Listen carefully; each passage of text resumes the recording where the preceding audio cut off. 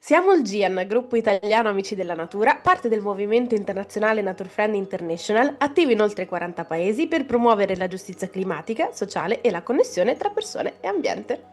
Benvenuti sul podcast di Ecocowala. Ciao Denise. Ciao Lorenzo.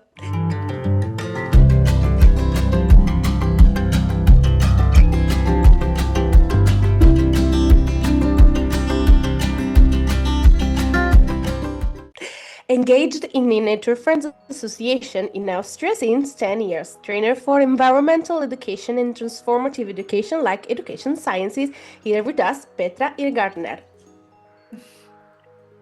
Hello. Ciao Hi, Petra. Petra. Volunteered in the Nature Friends Association in Austria for more than 30 years in the Ecocowala project, like ecologist, planning all the activities and administration advices. Here we have Karin Dietrich. Hello. Hi, Hello. Karin. Hi. Let's start with the first question for Petra. Petra, what is your aim about project Ecocowala? My personal aim and also my professional aim is to create something durable, to have a project which is ongoing. Since in my professional life in the Nature Friends Association, I'm used to do short-term activities. So organizing a workshop or a small project with young people or with other motivated people in our framework that has just a short-term effect. That means never it was possible to keep it running. So it was, my impression was, okay, we're doing this just for some nice pictures, just for a report, but the AIM group itself was not really involved. So they were there on the side to do something, instructed by us, but after finishing, there was no contact, there was no plan for further activities, for going on, for keeping at the subject. And so I was lucky to find these cooperation partners in Italy and in Portugal. It was more or less simultaneously that I got to know them in a different state of motivation, let's say so, in a different mode of environmental activity and activism. And so we decided to start a project together, an Erasmus project, and to create something long-term. So the project itself, or the motivation for the project, was to work long-term on the one hand, and to create methods, activities with a long-term effects in the AIM group itself, in the young volunteers and students from schools or different organizations that stay motivated, or in the case of getting connected to something, to nature, to activism, or to engagement, to make it possible to really change something for the future, and not just to finish something in order to fulfill criteria for the for the state that gives us money, or to fulfill the project criteria. And so we, in the team that was formed, we agreed in that point that the project will be a starting point, a new format, that we want to experience together, and that we really want to involve young participants from the beginning, not just as participants or as students, but as parts of the team, as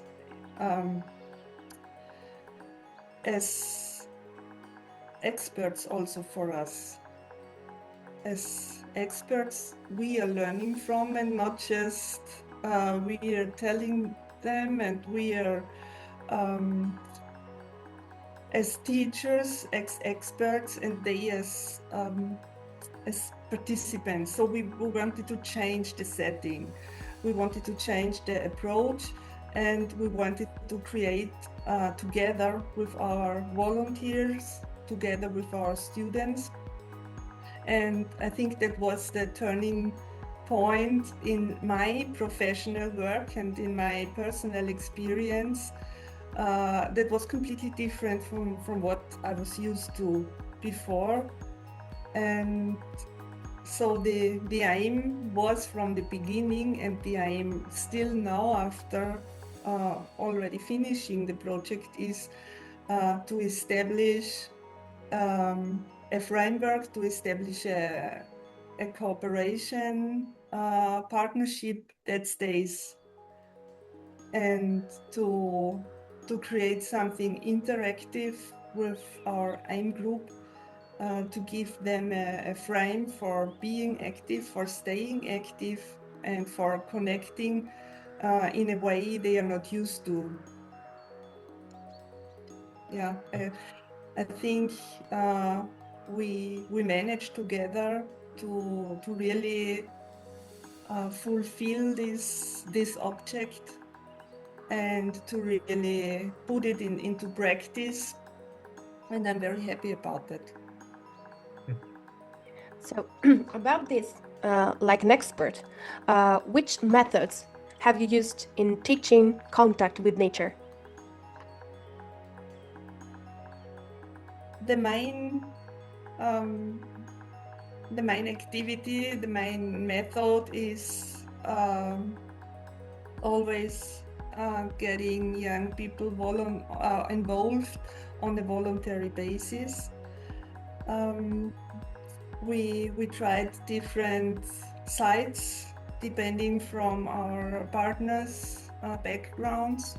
The biodiversity work, the natural restoration work in an area that is badly affected by monocultures. So restoration work as a whole, on the one hand, doing together with our participants intervention in the ecosystem, hands-on experience. That's very important to remove species that are damaging the ecosystem, planting other species for restoration and for revitalization of the ecosystem. So really hands-on experience.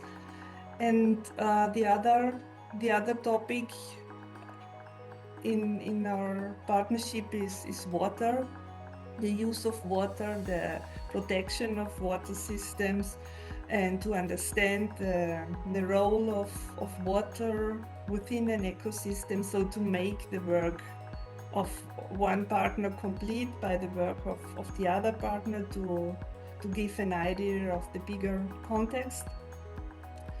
The methods were depending on the water environment, on the using the river as a learning site, like the river cleanups on boats, where we that's also something new in the work, what I knew before. So cleanup activities are existing already, and it's something in Austria is very very common in our association and in related associations. but our focus was, okay, not just clean up on land, but also use a method to clean the rivers from inside, from a boat. And we experienced that this approach was very helpful to get people motivated. They're not so motivated in the area of environmental protection at all, but by adding this aspect of action, of learning something new, of trying out a new sport, this is very helpful to really attract the whole group and not just some environmental engaged people. And as soon you have them in the boat, you have them in the project, you have them in the subject, and that's very, very nice to experience that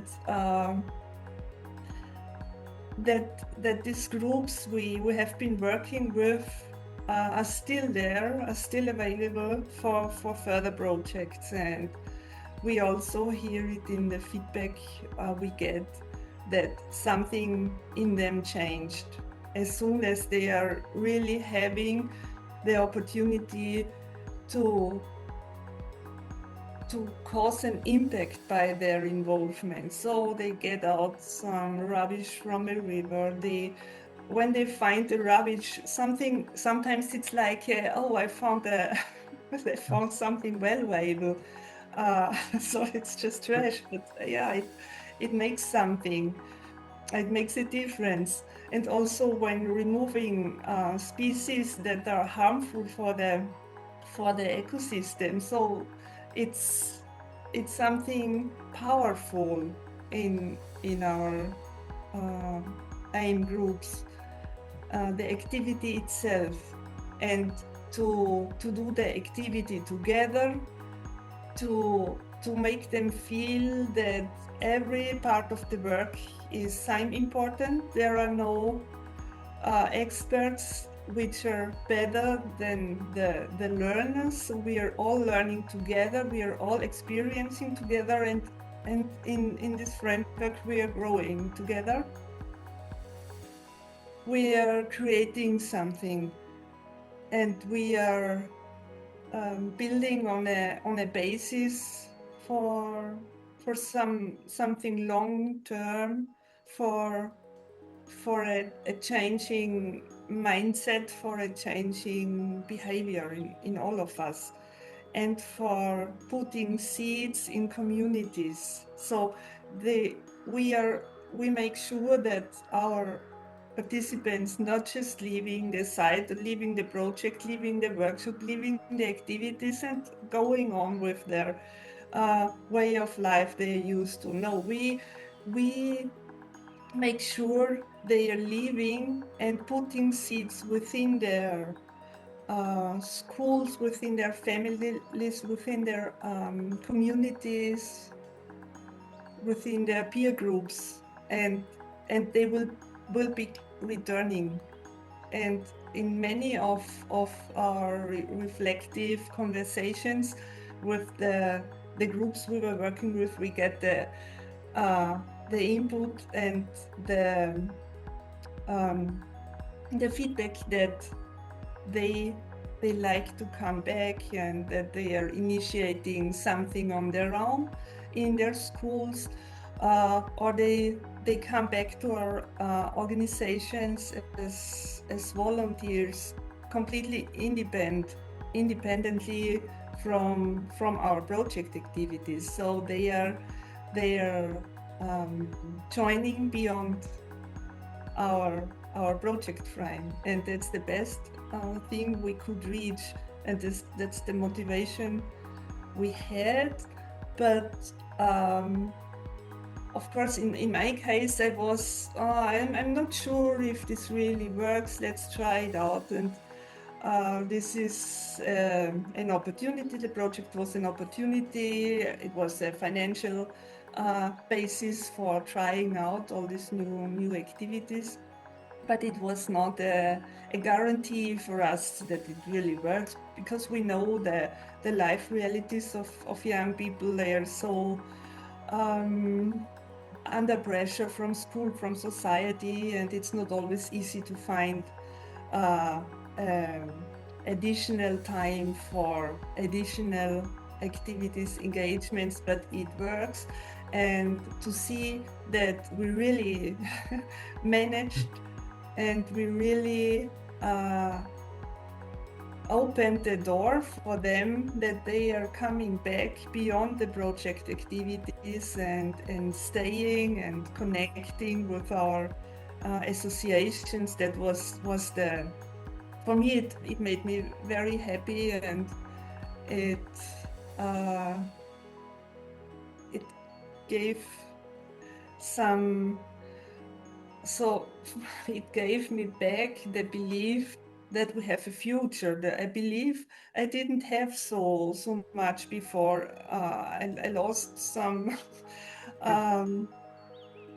optimism and some confidence that things would turn in a positive way. But after all these activities and all this feedback we get from our participants, I am now more positive for a fruitful way into a future that could turn into the best, what it's among the possibilities we all see when we consume media. So I became back my belief in a positive future. I see light in your eyes while talking about these experiences. And which are your emotions, your feelings about these experiences in nature, and what's your feeling with staying in nature?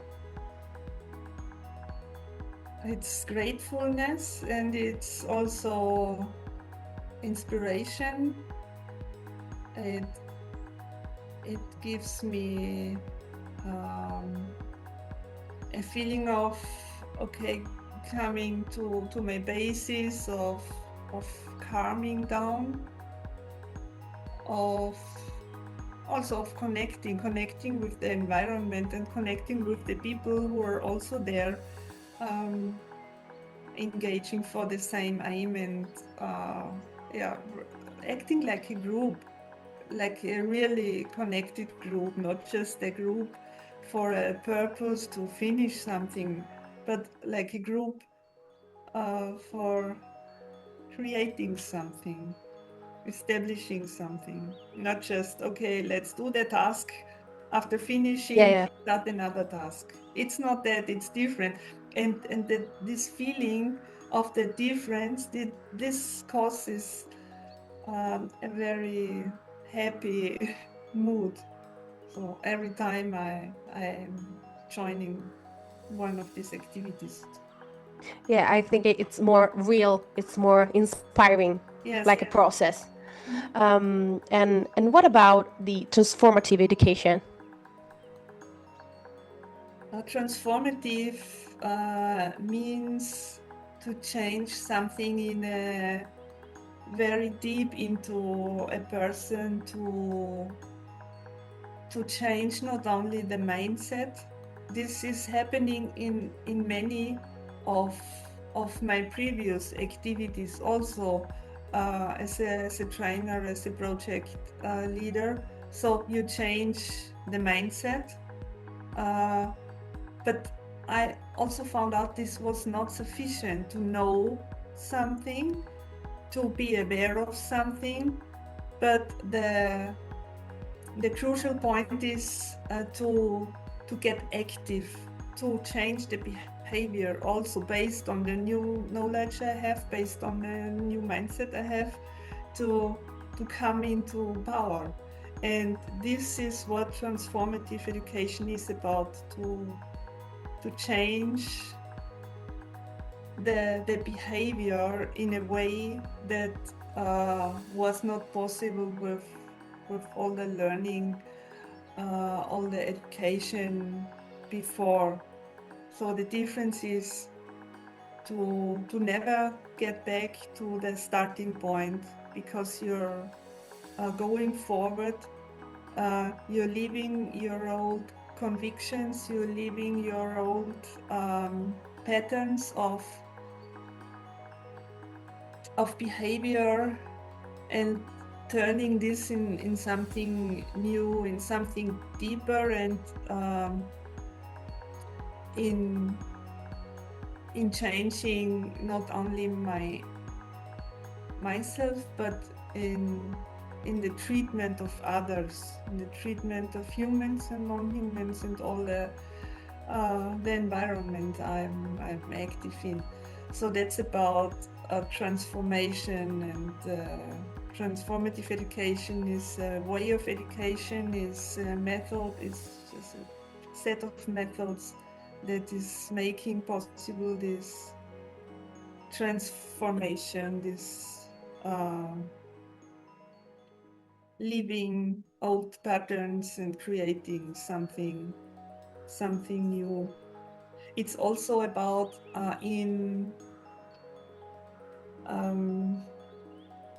how to say, incorporate knowledge. It's not only knowledge on an intellectual level, but it's also body knowledge. Yeah, I think it's beautiful. Thank you, Karen and Petra, for being here with us. It was a pleasure to be with you, to experience the life in nature. And It was our pleasure as well, being with you guys. thank you. Thank you, Petra. Thank you, Okay. you, and go on. Let's stay connected. Yeah, so let's stay connected. Thank you, Petra. Thank you, Karin. Thank you. Let's see at the other episode. Ci vediamo al prossimo episodio. Ciao Karin, ciao Petra, ciao Lorenzo. Ciao. Ciao.